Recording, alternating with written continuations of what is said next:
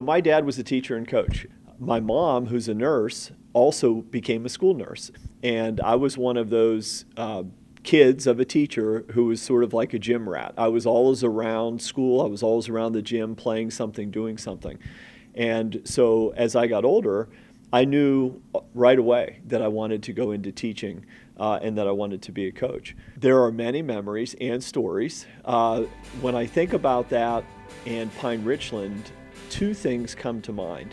There was a mold invasion at our school. My mom told me basically the same thing, and then since she was like the head of the PTO, when she said that, a bunch of dings came on her phone, like ding, ding, ding, there's a mold, there's a mold, there's a mold in our school. You have to go to Eden Hall. And I was like, wow, okay. In a weekend, we shifted Hance and we built Hance Elementary within Eden Hall.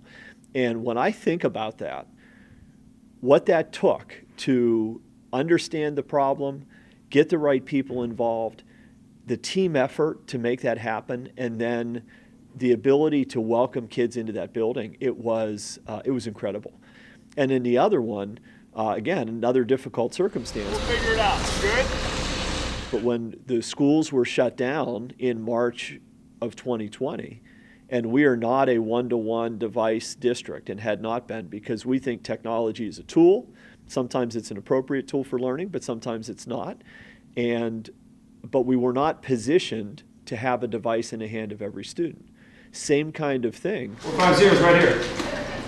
We're ready. A lot of hard work and preparation in advance of the 13th of March 2020. 7-9, and it's a blue Honda Pilot. Copy. I have it. 1038 Black 4Runner. But we were able to then deploy and really hit the ground running without a loss of instructional time.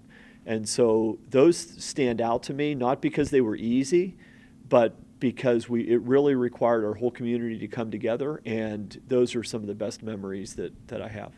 Whether it's the pandemic or even the influence of political dialogue that's happening in schools that had not traditionally happened in schools, there are just so many different topics that can bring challenge and a different level of tension or stress to schools. Remembering our mission is the most important thing, to focus on learning for every student every day.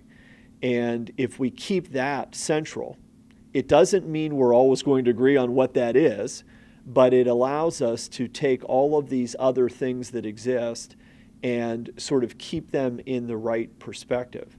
And so my hope now, and as we continue to go forward, is that we agree about a ton. So we agree about a lot of things in terms of valuing education in our community, but if we find areas of disagreement, the ability to have discussions about those areas in a civil and healthy way, knowing at the end of the day, we care about our children, we care about our students, we care about our staff members, and we want to be proud of the place that we live, work, and learn. So that would be my advice.